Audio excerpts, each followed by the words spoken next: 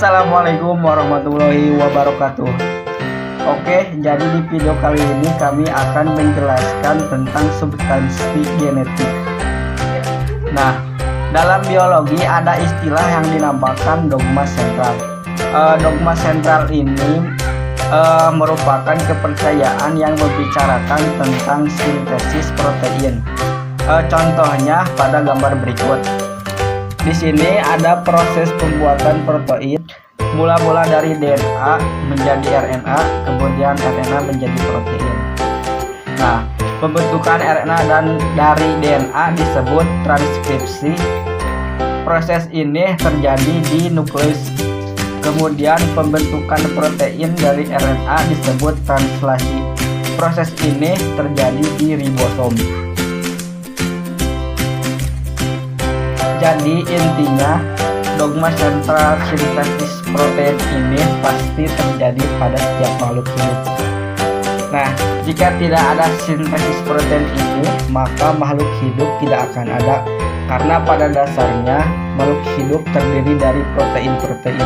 Contoh kecilnya saja kulit, rambut, dan lain-lain. Nah, selanjutnya kami akan menjelaskan apa sih itu DNA.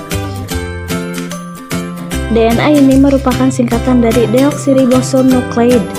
Dan mari kita lihat gambar berikut ini. Jadi, DNA ini memiliki double helix dan isinya kode-kode diantaranya ada A, T, G, dan C. Kemudian, DNA ini suatu ketika akan menggulung suatu protein yang bernama histone.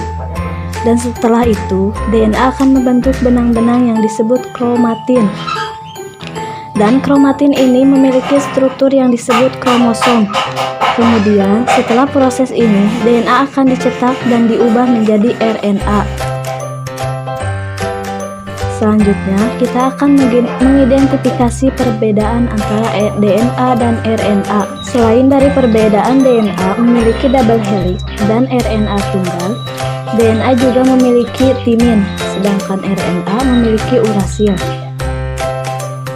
Kemudian kita juga bisa melihat perbedaan dari nukleotida. Pada nukleotida, perbedaannya terdapat pada gula. Untuk nukleotida, RNA memiliki gula ribosom, sedangkan gula DNA memiliki deoksiribosom atau juga disebut kekurangan oksigen.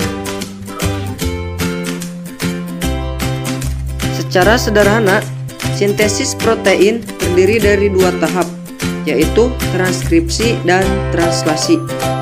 Dalam proses ini terjadi penyalinan sebagian DNA.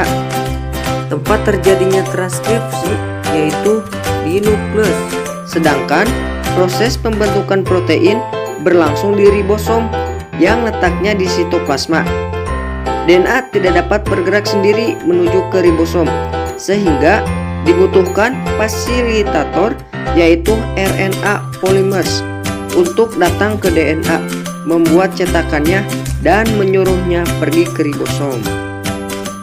Di dalam proses transkripsi terdapat 3 tahapan. Yang pertama, tahap inisiasi, yaitu tahap permulaan.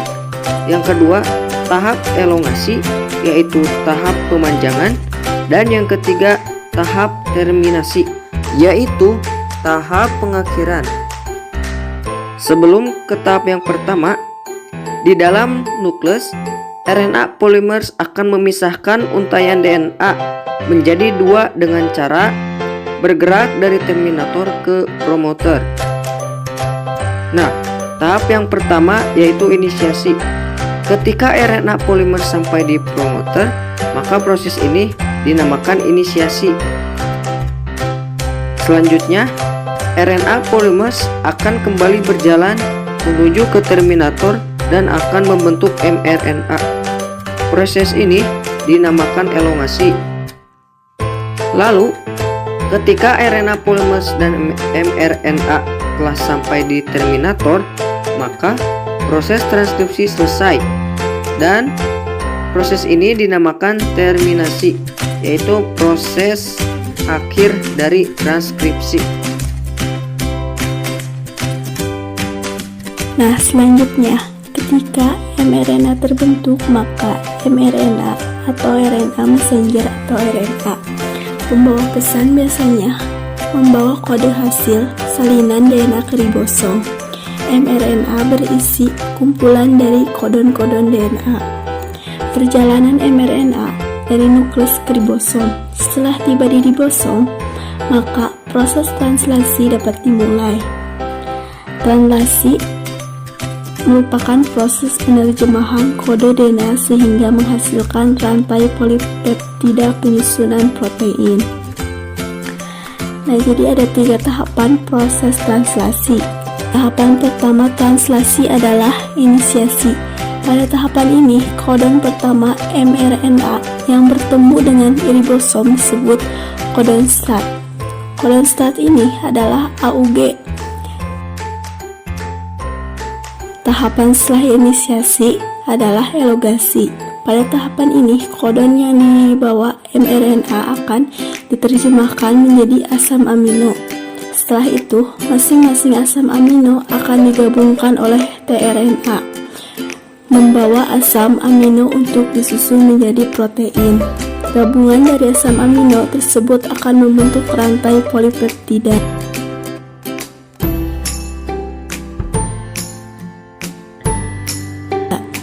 Yang ketiga, terminasi. Proses translasi berakhir ketika salah satu kodon stop bertemu dengan ribosom. Kodon stop ada 3, yaitu UAA, UAG, dan UGA. Yang menjadi kodon stop ada AUU.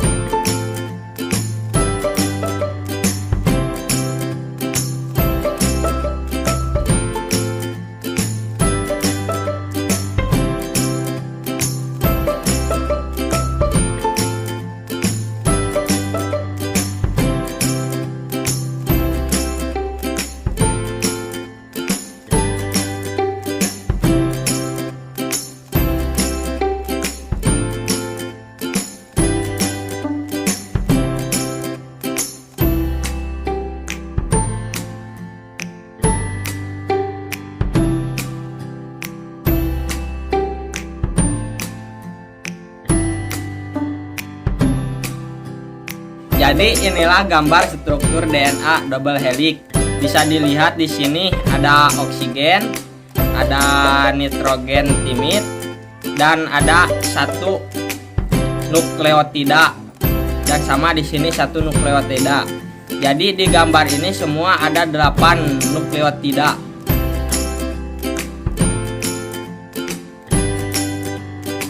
Dalam biologi molekuler, replikasi DNA adalah proses biologis yang menghasilkan 2 replika identik DNA dari 1 molekul DNA asli. Replikasi DNA terjadi pada semua organisme hidup yang bertindak sebagai bagian terpenting untuk pewarisan biologis.